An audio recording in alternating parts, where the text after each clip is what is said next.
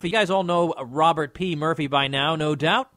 Bob is the author of numerous books, including The Politically Incorrect Guide to Capitalism, The Politically Incorrect Guide to the Great Depression and the New Deal. Bob blogs over at Consulting by RPM. RPM are his initials. ConsultingbyRPM.com, and I urge you to follow him on a regular basis. How could the market deal with so-called negative externalities? So can you explain, first of all, to everybody what's a negative externality, and then why is it that almost any economist other than an Austrian one immediately goes to, here's how we devise government policy to cope with it? The term externality in this context means it's something that is not captured in this normal market transaction. And so an externality could be positive or negative, something that two parties are doing in the market through a commercial transaction. And if it hurts other people, that's a negative externality. If it helps other people, that's a positive externality. So standard textbook examples, if I buy tulips and plant them in my front garden and my neighbors like that, then that's a positive externality. And because, I'm paying for the tulips and I'm getting benefit from it, but I'm not taking into account how much my neighbors like it. And so actually I'm not planting enough tulips in terms of economic efficiency. A negative externality, obvious one, is like a factory that's dumping chemicals into the river, messing with people's drinking water, or they can't go swimming. And so the company, when it figures out how many television sets to produce, looking at the money it's getting from its customers and how much it has to pay its workers and its utility bills, but it's not taking into account the fact that, if we produce more television sets, that messes up the drinking water for people downstream. And so they're producing too many television sets compared to what the efficient number would be because they're ignoring certain costs that are borne by others because of their activity. And so the original standard response for mainstream economists was established by Pagoo, the economist Pagoo, and so it's called a Pagovian tax or subsidy. So if it's a negative externality, he said the government should come in and levy a tax to make the offending party internalize the externality. So it's a factory that's dumping chemicals in the river. It doesn't mean it should be shut down because maybe those TVs should be produced. It's producing too many TVs. So if government comes and imposes a $1 per television set tax, now the incentives are aligned correctly and they produce the optimal amount of TVs. They're still dumping chemicals in the river, but they're dumping fewer, and it just so happens that the gains to consumers from getting more TVs, it's the point where the marginal costs and benefits work out, and that's what you want to do. So that's the standard Pagovian framework. The reason a lot of economists talk about that is because they don't want to appear as ideologues. They want to say, yes, the market in general is great for allocating resources, but they want to say it only works, the incentives are aligned correctly. And that's where the invisible hand flourishes and does its magic. If the price they're getting from customers does not fully reflect benefits, or if the expenses they have to pay to workers and for inputs do not fully reflect how they're draining society, as it were, from their operations, then they're not going to produce the right amount. And so that's what you need, this Pagovian tax to come in. The Austrian response, I think Murray Rothbard wrote the definitive one on it. Rothbard said that, things as silly as if I wear smelly socks to work, well, I'm imposing harms on all my coworkers, and so should the government tax me for doing that? Or this is my example, like if somebody's really funny and he cracks jokes all the time and people just enjoy working with him, should he be getting subsidized for the government every time he tells a joke?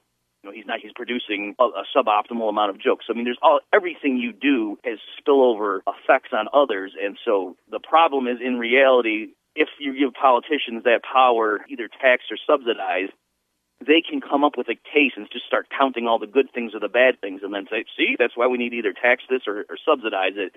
It's not like it's some scientific answer. You could always come up with more on one side or the other depending on what you wanted beforehand. Yeah, in fact, let me inject here because a lot of times you'll hear there's a positive externality associated with having an educated public, right? That you and I benefit if our fellow citizens are literate and they're more productive, and we benefit from that even though I don't contribute to their tuition payments and so on. So education then will be underproduced on the market because we get the benefits, we can free ride off them without contributing, so we should all be forced to contribute, and that's why we have tax-funded education. But you could just as easily say that all the wonderful personality traits that you and I have acquired laboriously over the years also benefit society.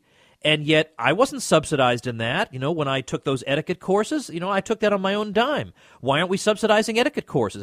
You're right. There's no logical stopping point. The problem, though, is People then will use this and say, you really think that a legal response, given that the government monopolizes the legal system and every case takes 5 years and my kids will all be dead from poisoned water by then, is the best way to handle it? I mean, how do you deal, as a theorist of the stateless society, Bob Murphy, how do you deal with this tricky issue of just a standard case of a smokestack emitting pollution?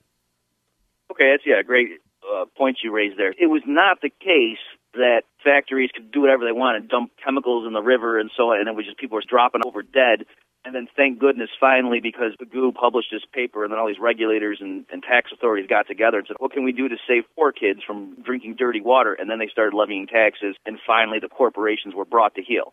That's not what happened historically. Historically, what happened is under the common law, if you were downstream from the factory, you could bring an injunction against them and say, look, they're violating my property right. Just as if somebody came onto your property and just started ripping boards off your house and saying, well, we need to burn this in order to make the TVs, they would be stealing from you and you would have a legal case against them. They can't do that.